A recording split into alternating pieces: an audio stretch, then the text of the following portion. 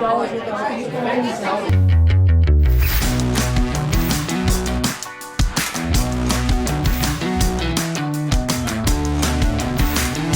the university system broken in America? I think it is. I think we need a complete overhaul of the system that we have created here in the United States. I'm going to dive into some real data that shows a disturbing trend in one of the largest American institutions that affects all of our families. This episode is brought to you by the Isaiah Institute and their virtual conference, Restoring the Covenant. The keynote speaker is Avraham Gileadi, and I've been invited to be the special guest speaker. I will be speaking on the covenants of the land, remembering the everlasting decree upon America. Something I love about the Isaiah Institute is that they are completely focused on the book of Isaiah. We're told by Jesus himself that we are supposed to be studying Isaiah, and the Isaiah Institute delves into this deeply. Restoring the Covenant virtual conference will have 6 different speakers. It is held on October 19th, and I'm going to put the link for the conference in the description box. I really hope you'll attend. Now, is the American university system broken? Well, if we look at the current landscape, it does seem to be struggling under the weight of its own contradictions. For generations, 4-year colleges were venerated as the sacred temples of wisdom and prosperity. Attending one was seen as a golden ticket to a brighter future. We can see this in the media, in movies. It's been a belief so pervasive that even Willy Wonka would have felt outdone. And with 40% of high school graduates now attending college, we should pull back the wool and take a closer look at this large, somewhat corrupted American institution. Now, Mike Rowe, the TV personality, and others have joined the chorus of critics questioning the prestige of institutions like Harvard University. Once a bastion of academic excellence, Harvard has lately found itself embroiled in controversies ranging from allegations of anti-Semitism to plagiarism, which led to the resignation of its former president, Claudine Gay. In a recent interview, Rowe lamented, "What is happening? Donations are drying up. Graduates are taking their degrees off the wall because they no longer resonate with pride. They're shameful." His words might sound dramatic, but they capture a growing disillusionment that's been bubbling up for years. If we take a step back and look at the bigger picture here, the numbers tell a troubling story. Undergraduate enrollment has fallen by a staggering 3 million students since 2011. It's in the last 13 years, according to the Wall Street Journal. And in 2023, last year, a Gallup poll revealed that only 36% of Americans expressed high confidence in higher education, down from a more optimistic 57% just back in 2015. Clearly, the traditional image of the 4-year degree as the ultimate ladder to success, the portal to a wonderful life in the American dream, is starting to wobble. And the job market is leaving college graduates with high balances of student debt or parents who have mortgaged their homes to send their kids to college. With a current marketplace that has fewer well-paying jobs available, in fact, many new college graduates are having to work lower-paying entry-level jobs. According to the U.S. Bureau of Labor Statistics, the national labor force participation rate took a rather dramatic nosedive in April of 2020, dropping to 60.1%, the lowest it had been in 2 decades. And while we've since managed to climb back a bit, reaching 62.7%, we're still a far cry from the pre-pandemic level of 63.3%. It's like trying to get back to your pre-holiday weight. Progress is being made, but those last few percentage points are proving stubborn. As vital industries continue to struggle with a shortage of workers, it seems we might need to rethink our collective approach to the workforce and maybe dust off our old notions of a good, honest day's work. It's time for a fresh look at what it means to roll up your sleeves and get to it. Because let's face it, the current situation isn't doing anyone any favors. So what's a bright-eyed, knowledge-hungry young American to do in this educational maelstrom? The answer might not lie in the hollowed halls of a university at all. It may lie in an alternative path, skilled trades. In fact, with education as a whole skewing more and more to the benefit of women, with undergraduate degrees now being given at a clip of 60% to women and 40% to men, right? 1.5 to 1. And skewing even further toward women with graduate degrees, skilled trades becomes much more appealing to men. After all, why mortgage your future for a degree when you could be earning a solid income as an electrician or a welder without the crushing student debt? The average cost of a 4-year college degree in the U.S., including books, supplies, and living expenses, is now a whopping $36,436 per year, according to the Education Data Initiative. That's more than double what it was at the start of the century. And what do students get in return? Sometimes it seems a very expensive piece of paper and a heap of debt. Is this really the right approach for the future of America? During the pandemic, some universities continue to raise tuition despite offering classes over Zoom. New York University, NYU, raised its tuition during Zoom classes. Now, at some point, you've got to take a look at the people that are actually paying the bills. How far do we let this go? Now, in contrast, skilled trades, which might not have the Ivy League allure, but they're undeniably crucial. Welders, steam fitters, pipe fitters, heating, air conditioning, electric. Our country is built on these things. And while these jobs may not be the stuff of a glamorous cocktail party chatter, they offer a shorter path to six-figure incomes than many realize. In fact, wage data backs this up. The National Association of Colleges and Employers reported an average starting salary of $61,871 for the college class of 2022. Meanwhile, ZipRecruiter notes that journeyman electricians who typically complete a paid apprenticeship of 4 to 5 years earn an average of $65,880 per year without the massive debt. For steam fitters, the average pay is even higher, $78,926 a year. Not bad for a path that doesn't require a decade of study and a mountain of debt. So why the persistent belief that a 4-year degree is the one true path to success? I mean, especially in our culture. I mean, the Jones sent all their kids to BYU, and the Smiths have a girl at Harvard and a boy at Stanford. Good for them. Is that really for everyone? I think this is a collective delusion that surrounds a 4-year degree. But I think that it's starting to tip the other way. Now, let's talk about the less flattering statistics that don't make it into the college brochures. Student debt in the U.S. stands at a staggering $1.7 trillion. Yeah, trillion. That's with a T. And while the universities tout the benefits of a degree, they're less forthcoming about the fact that 41% of students who start a 4-year degree program drop out before they finish. 41%. A good portion of those are men.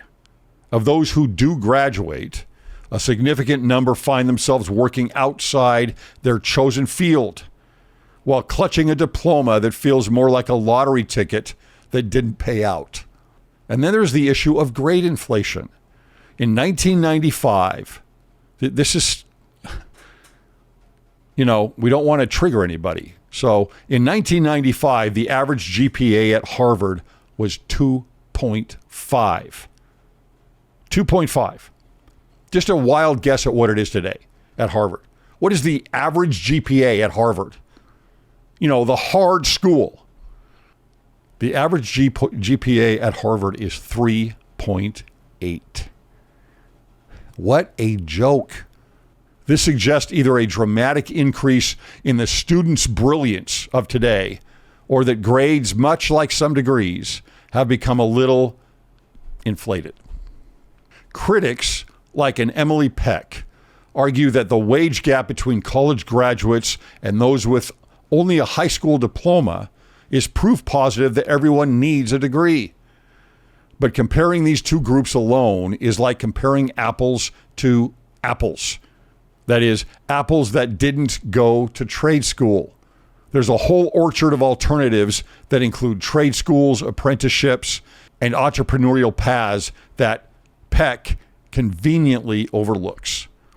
And it's those paths that often lead to well-paying careers without the burden of student loans. Now, my critique of the American university system here extends beyond the cost and return on investment. I believe society needs to rethink the entire concept of education and work. During the COVID-19 lockdowns, when students were stuck at home, paying full price for a less than full experience, the facade of the invincible four-year degree began to crumble. Everybody gets a trophy and an A. Even prestigious universities are not immune to grade inflation and the sense that everyone's a winner, regardless of effort. For employers, this creates a dilemma. How do you know if a Harvard grad is a hardworking go-getter or simply the latest recipient of a legacy admission? In 2023, Gallup reported that only 17% of Americans had a great deal of confidence in universities, with 22% expressing very little confidence.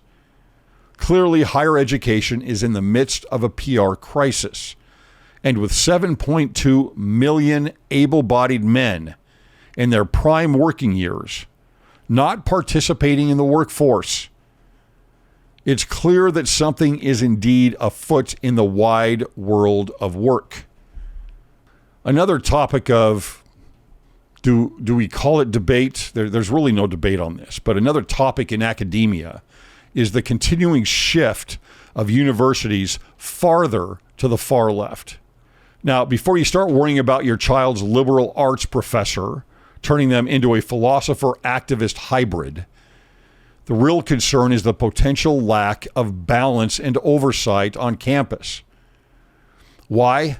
Because while the humanities, social sciences, and liberal arts faculty are heavily inundated with left-wing activists, it's the university administrations that take the cake as the torch carriers of the far left. It's not just that some professors lean left. It's that the more radical voices may be teaching with less accountability. Let's take a look at the numbers here. Faculty in the humanities, fine arts, and social sciences have all seen a 3.66 percentage point increase in their overall share of academia. Meanwhile, the STEM disciplines, where you would think there would be an increase, right, in our universities, despite all the buzz about the growing tech industry, have lost 2.65 percentage points from their early 2000s faculty share. What is going on?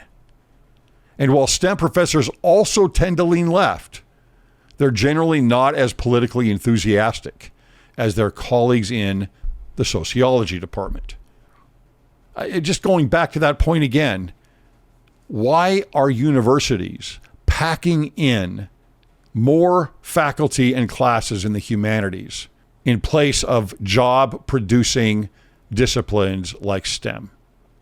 It's a very good question. You need to think about who the administrators are and what they're trying to do with the universities. So what does this mean for the universities? It seems we're seeing a shift in the academic makeup where STEM faculty are becoming the intellectual equivalent of an endangered species, while the humanities and social sciences are thriving like wild flowers. And it's in these flourishing fields that we find some of the most left-leaning faculty members. When I say flourishing fields, I mean flourishing fields within the universities, not in real life. Of course, a diversity of perspectives is crucial for a vibrant academic environment. We talk about diversity, equity, inclusion. What about the diversity of worldview? What about the diversity of thought? That's what campuses in the United States were really built on. To debate, not to exclude. To hash out ideas, not to censor, not to cancel. But as universities continue to prioritize certain disciplines over others, it's worth keeping an eye on how this affects the overall intellectual ecosystem, lest we end up with a campus full of radicals and not enough engineers to keep the Wi-Fi running. Now, back to Harvard, the icon of the American ivory tower coasts. In a post published by the Harvard Crimson on July 13th, 2022, a survey revealed that Harvard's faculty is leaning a bit more left than, say, a well-balanced seesaw. According to the annual survey conducted in April, over 80% of faculty respondents identified their political views as liberal or very liberal, far left. And if you think that's a lot, consider this. 37% of respondents went so far as to declare themselves very liberal, marking an almost 8% increase from the previous year. That is the trajectory of the faculty at Harvard. It appears that the leftward tilt is not just steady, it's gaining momentum. Meanwhile, conservative representation on campus seems to be about as common as a unicorn sighting. Only 1% of the respondents identified as conservative. Let me back up and repeat that again. 1% of the respondents on the survey identified as conservative, and precisely 0% admitted to being very conservative. This could make for some rather one-sided political debates in the faculty lounge. In the survey, when it came to hiring practices, the idea of increasing ideological diversity by bringing on more conservative professors wasn't exactly met with enthusiasm. Only about a quarter of the respondents supported the idea. Who wants diversity? While 31% were opposed and 44% decided to remain on the ideological fence, neither supporting nor opposing the notion. Interestingly, when it came to the idea of additional scrutiny for former Trump administration officials seeking faculty positions at Harvard, over half of the respondents favored extra vetting. However, a plurality of faculty members stopped short of advocating for a complete ban on hiring them. In numbers, 56% supported greater screening, while 19% opposed it, and about a quarter decided to keep their cards close to their chests, neither supporting nor opposing the idea. The spiral of silence.